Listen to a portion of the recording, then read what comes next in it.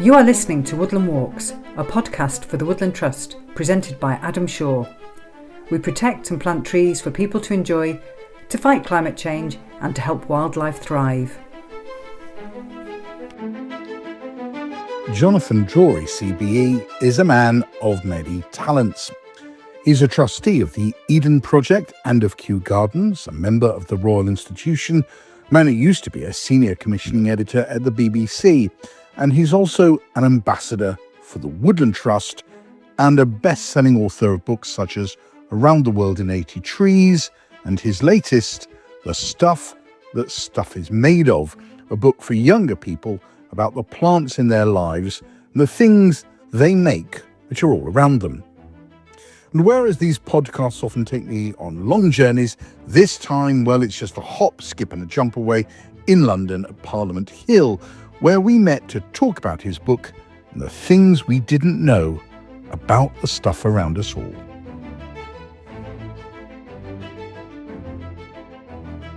Right, it's a bit windy, you might hear. It actually sounds windier than it is, but we are in Parliament Hill or thereabouts with Jonathan Drori, who has written The Stuff That Stuff Is Made Of and is also a big noise actually in the Woodland Trust itself, of which we can talk lots about. But we're standing by a beech tree. So, John, why did you write this book? I wanted to do something that would make kids kind of interested in the natural environment, starting with the things they're interested in, which are kind of ice cream and chocolate and sport and dinosaurs and, all of that kind of thing. And use their own interests to sort of spark other interests in nature, in trees and plants, and also actually in history and folklore and culture, which are all sort of bound up with those things. Right. One of the things I've tried to do with the book is to explain things from the plant's point of view as well as from a human point of view. So there are all these qualities that we desire plants for, whether that's sort of sweet things to eat or things to build with or things to make musical instruments out of. And they're all in the book, and that's fine. But I've also tried to explain, why has bamboo evolved in the way that it has? Why has a beech tree evolved the way it has? Why does chocolate have sweet mush around the seeds? Why do the grasses feed us? Why is sugarcane sweet? Yeah. And why do we love it? And so through this book, you're trying to attempt to do that by explaining stuff like tea and chocolate, indeed, where it comes from. Yeah, I mean, there are 30 different species that I deal with in the book. And on the right-hand side of the page, there's a whole lot of information about the way that the plant grows, how it's cultivated, the relationships that it has with other plants, with the little critters that might pollinate it or disperse the seeds. And on the left-hand side, there's a whole lot of stories about the plant, all kinds of kind of fascinating facts, and really about the human relationships with that plant. Do you think we have lost that connection with the plants around us, so that this sort of stuff might have been really obvious a few generations ago, or not? A leading question, the lad. Yes, I mean, with urban living and things being in packets at the supermarket, we perhaps don't think very much about where the basic materials for our existence come from, whether it's things we eat or things we build with or things that we just sort of like looking at and playing with. Is it important to know those connections? I mean, you as someone who likes nature, I can understand why you might feel that's important. But is it important for us all to rebuild that connection? Well, I think that my love and interest in nature came from my parents, actually, at the time, dragging me around Kew Gardens and Richmond Park, and telling me stories about the trees and plants that were growing there. And they did that in such a way that I would be interested, because they knew who I was, and so they found the things that would sort of excite me. And I think I want to do the same for young people, so that they grow up with a kind of interest and admiration and some sort of understanding of nature. But you can't sort of ram it down people's throats. It needs to be fun. Yeah. But why is that important? I understand that's what you want to do, but why is it important? Well, we've only got one planet. And if we don't look after it, then, our lives and livelihoods are doomed. So that's the sort of very basic reason. And also we are part of nature, so just not having an understanding or rejecting nature is kind of rejecting part of ourselves, I think. So it's a soft environmental message here. And that's also seems to me important because, well, from my perspective anyways, it feels like a lot of environmental charities and environmentally minded people push a sort of narrative, the world could end, it's all a disaster. And actually, I worry that although it's well-meaning, it might turn people off. Now, that isn't what you're doing in this. No, there's none of that in the book, none of it at all. What I've tried to do is to excite people about the stories of pollination, of the little critters that live in and around plants, the relationships that the plants have with other plants and so on in the environment, and make that sort of exciting and fun and interesting enough that people will just say to themselves, well, that's kind of something that's worth protecting. Yeah. Maybe they won't think that for 10 or 15 years. There's lots of interesting stories here. I think the one that really struck me, I think, was about vanilla. So vanilla, obviously, people use it in cooking. They might use essence of it or whatever. But am I right in saying, I think it's in the book, you actually go, there was a boy, and you name this boy. Oh, so is that a bird I can hear? Sorry. It's the parakeets. Oh, it's parakeets. I thought there was a squeaky wheel behind me. No, fair enough. Right, parakeets in the background. A named boy who taught the world how to pollinate vanilla. Tell me that story. Yes, it's an amazing story actually about vanilla. That in about the sort of 1840s, when they brought vanilla plants over from Mexico, where they were native, to Africa, where they wanted the plantations to grow, the little bee that pollinates vanilla didn't really travel, and so they had to find something else that would pollinate the vanilla plants so that the vanilla plants would propagate and grow. And sadly, they couldn't find any insect that would do that. No local insects would do this in Africa or outside Mexico. So all of the vanilla plants had to be pollinated by hand. And it was a 12-year-old boy, Edmund Albius, who worked out how to do this. And by basically sort of cutting a bit of membrane and then squidging the two bits together. And right to this present day, that's the way that vanilla is pollinated, by hand, and that's why it's so expensive. Oh, it's amazing, isn't it? Apart from the vanilla story, do any others stand out in your mind as the ones your favourites? Oh, it's like asking your favourite children, isn't it? I mean, there are all sorts of things in there that I notice when I talk to young people, to sort of 8-9-year-olds. They sort of come alive. Those who've read the Hogwarts stories and Harry Potter, they're amazed to discover that mandrake is actually a real plant. Right. And of course, mandrake used to be very, very valuable because it was one of the very few plants that could be used as an anaesthetic. Right. And people used to, back in the Roman days, they used to mix it with wine and then sort of do minor operations on things. Don't try this at home. No. But it's actually a real plant. It grows somewhat, I've seen it in this country, but it grows in Italy quite well. And it has these rather sort of mind-altering attributes to it, which are a bit odd. So it might be used by people who want that sort of druggy effect, but does it have any other purpose? Well, not now, but it was an anaesthetic, and anaesthetics were so sort of unlikely. If you think about it, you take something and it makes the pain go away, that people associated the plant with witchcraft, especially as it gave you the impression of flying. And so a plant that could alter your outlook and your the way that you see the world so profoundly, and the way you perceive it so profoundly, was associated with witchcraft. And people made all sorts of stories about the mandrake, that they when you pulled it out of the ground, they said, that you could hear it scream, because sometimes the roots look a bit like a person, especially with a bit of judicious whittling. And so people would say, you've got to get a dog, tie the dog to the mandrake root and then kick the dog or throw it some food, and it pulls it out. And the scream, they said, of a mandrake root could make you, could kill you.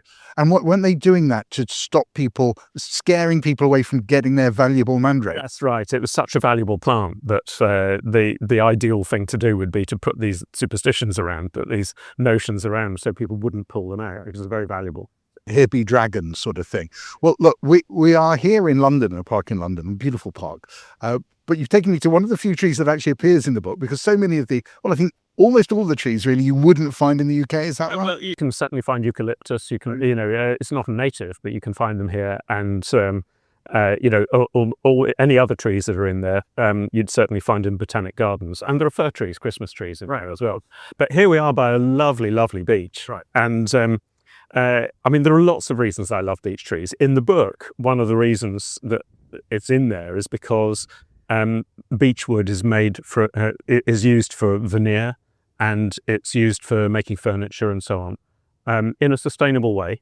So it's a very pleasing wood. And why is it good for furniture then? It's stable. It doesn't shrink too much.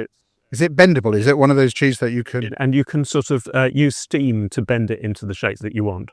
And there are these fantastic machines that make veneer by sort of peeling off a kind of onion ring, rotating the trunk and then sort of peeling off the wood underneath to make veneer. As I say, using sustainable beech forests. But one of the things that I love about the beech is the link with superstition. Because in Germany, and actually in quite a few countries in Europe, there's this saying that lightning never strikes a beech tree. And in actual fact, lightning strikes beech trees just as often as any other trees that are of similar height. But beech trees seem to survive. And the reason they survive is because of this wonderfully smooth bark. The bark continually renews itself, unlike other trees. And so you've got a layer that is sloughing off all the time and leaving this very smooth bark.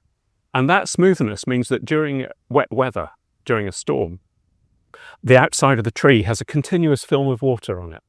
It's wet all the way, and that can act as a lightning conductor. Right. Whereas the craggy old oak, that has dry bits in it, and so the electricity from a lightning strike is diverted through the middle of the tree and would blow it asunder.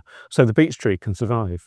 Fantastic. You're talking about the bark on the tree. One of the other things I spotted in your book was, I think it's cork trees, and how the bark of that is special in the way we use it, but also in the way that the tree regenerates. Just explain that. Yes, I mean, most trees, if you sort of cut a whole ring around the tree, it'll die. But cork actually regenerates itself. So you can harvest the cork every 10, 12 years or so. And cork forests in the Iberian Peninsula, in Portugal and in Spain, have a fantastic sort of ecosystem around them. Of lynx and wild eagles and all sorts of wonderful things that live in and around. And also pigs go rooting for the acorns. And that ecosystem is a very important one, and it depends on us all using cork. Right. So don't use plastic cork. Well, I was going to say, unfortunately, a lot of wines now have plastic. Try and go for the ones which are made out of proper traditional cork. Right. And you're doing the planet a service by doing that. Another interesting thing about cork is that it's a fantastic insulator, and it's actually used in the nose cones of spacecraft. So why? That is, I did read that, and that was extraordinary that something as advanced as a spacecraft would be using cork. It seems unbelievable. Why? Well, millions of years of evolution have given the cork oak this way of resisting fire. So it's got tiny, tiny air pockets, minuscule, microscopic air pockets in a non-flammable kind of medium. And that is an amazing insulator. And it's light, it chars on the outside, and then flames just can't get through and heat. And soundproofing, doesn't it? Yes, it's used in recording studios. Yes. Well, when I was 17, I took a fancy to corking my whole bedroom in cork tiles, which looked terrible, to be honest. It took my father years to pry it off the wall again when I was over the 70s. Yes, exactly. It was trendy then for a short period. The Roman women used to wear cork-soled sandals, which you can still get, but so they didn't sort of walk in the poo and whatnot. But they're very good, very light, very insulating. Fantastic. One of the ones I suppose we should talk about, interesting, is cotton, because it has an interesting background, a natural background, but also one, of course, deeply connected with slavery and everything. So it was used in South America and among the Aztecs and so on to to make armor. Actually, they made very, very thick cotton twill that they used as armor. And then it became fabulously valuable in the sort of 17th, 18th century, especially, as a textile for our clothing. And unfortunately, as you say, it's got this link with slavery, along with sugarcane and tobacco. These were the big crops that people grew, slave owners grew in the Caribbean and in the southern states of North America, and then made the finished products in Britain that were then sold all over the world. Sure. And I mean, you have some nice, lovely illustrations here of actually the cotton on the plant, and it's a puffball. It doesn't look real, actually. Yes, it's an absolutely bonkers plant. But didn't people, when they first saw it, thought they were actually little sheep or something? Yes. Well, the writers of the time, they were all sort of knew that they would get a big audience if they made up some stuff. So I'm not sure whether they really believed it. But certainly there was a textbook of the, I think it was the 17th century or late 16th century, where they sort of wrote, it had diagrams of because they thought it must be some kind of wool. They had diagrams showing little tiny sheep at the end of twigs on the plant, which supposedly would the twigs would reach the ground in the evening, and then the little sheep would, I don't know, wander off or something. But no one actually ever believed this, you're saying? I mean, I think it was created as a spin, but I think a lot of people did believe it, actually, in the same way that they believed in sea monsters and all those sort of naval stories that were brought back. And it was a very yes, people believed all sorts of kind of nonsense and about where cotton came from. But the plant itself is very real and quite an odd one, because you have these lovely sort of pale, creamy flowers, sort of quite big, the size of a walnut kind of thing. And then you get the seed pod, which is absolutely bursting with all the fibre inside, and the fibre's there to help the seeds carry on the wind. That's what the plant wants it for. But these burst open with this sort of great wodge of, I suppose it looks like cotton wool, and it pretty much is cotton wool. Yeah. And then the seeds are removed in a process called ginning, and the fibre that's left is then spun into thread. Amazing story. The last one, I suppose, that I really want to talk about is something you started with, saying, engaging younger people in things they know, like chocolate. Chocolate doesn't come from Tesco or Sainsbury's. It comes from the cacao plant. Now, tell me a bit about that, but specifically what surprised me, if I remember this correctly, you said the chocolate we know was invented in England. Is that right? Well, the chocolate bar was invented by Fry back in the middle of the 19th century. And before that, people would have chocolate drinks, which were quite popular, especially at the time when coffee houses were very sort of blokey places to do this. This is about the 1800s, is it? Yeah. Coffee houses were places where men would go to have. Yeah, they were risky places. They were sort of like pubs almost, like. Well, yes. Whereas families and women would go to chocolate houses, right. And some of those chocolate houses then became, well-known clubs in London around Pall Mall and so on. But chocolate originally from Central America was a drink that would be taken quite bitter, right. Mixed with maize. Very, very nourishing, right? And was sometimes coloured with red dye, right? Sort of symbolising blood, right? And was part of kind of rituals that they had, where some of them were quite unpleasant rituals, actually. And then when chocolate came through the Spanish to Europe in the sort of 16th century. People immediately started adding sugar and milk and things to it. Right. It did a lot more palatable. Right. So it wasn't just the chocolate bar. So we really made it into the sweet drink that everyone knows. Maybe not England, but Europe. Yes. And the chocolate bar was that started in Britain. That was a British thing with Fry. And I think you can still get Fry's chocolate. Yeah, I was going to say, I do see it every now and then. It's not as popular as Cadbury's and all the others. But one does still see it. If you think about it from the the plant's point of view, the reason that it's got this amazing fruit, which is about the size of a junior rugby ball, that grows very peculiarly on the stem of the plant, on the tree trunk. The reason it's got this amazing fruit is so that it can find something to be attracted to it that will disperse the seeds. That's why fruit is sweet. Yeah. And the original thing that dispersed these fruit were probably sort of large mammals, which may not be around anymore. But the fruit is the seeds are in this sort of sweet mush inside the cocoa pod. Right. But your sort of big mammal would come along and gulp the whole thing down because it's lovely and sweet, and then poo out the seeds somewhere else or spit them out because the seeds themselves are very bitter. Right. And with coffee and chocolate and quite a few other things like apples even, the seeds are very bitter, but the actual fruit is lovely and sweet. And the reason for that is so that something gobbles it but doesn't chew up the seeds. And then those get either spat out or pooed out together with a bit of fertilizer. Right. Amazing. And also, I mean, we've talked a bit about the social aspects of a lot of these plants. Chocolate itself had a huge social impact, wasn't it? It was seen as sort of an alternative, wasn't it, to alcohol, and sort of bringing people into the fold of the righteous living and away from terrible drink. Yes, yeah, and it's a much gentler drink than coffee, right. Which would have been quite a strong stimulant. Yeah. Chocolate also has stimulants in it, but it's a bit more gentle. Yeah. So it seems an interesting book. I know this is part of something very important in your life about reconnecting with nature and spreading that message. Are you optimistic that things are looking up in that way, that people are engaging more?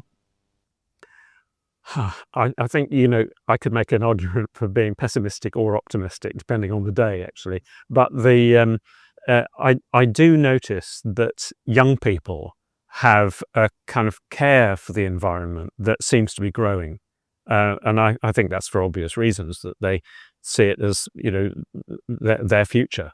I'd say, essentially, I'm an optimist. And when you see plants growing and think about the fact that they've been growing for zillions of years and will be growing for zillions of years, that is a sort of kind of optimistic thing. I think that young people are much more caring of the environment and sort of interested, or I would say open to being interested. So if you kind of open their eyes to things, they're genuinely keen to know more and to do something.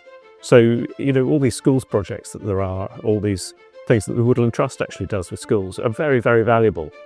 Because I think with a lot of young people, it just needs a little bit of a nudge, and they're quite willing to go in a good direction. Great note to end on. And I was worried this morning, it looked like it would pour down, but we've been spared that. So, John, thank you very much. Thank you.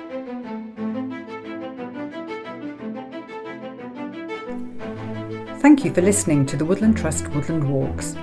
Join us next month when Adam will be taking another walk in the company of Woodland Trust staff, partners and volunteers.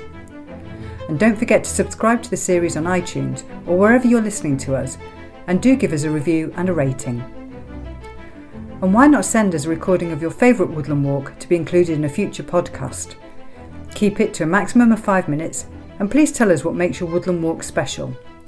Or send us an email with details of your favourite walk and what makes it special to you. Send any audio files to podcast@woodlandtrust.org.uk, and we look forward to hearing from you.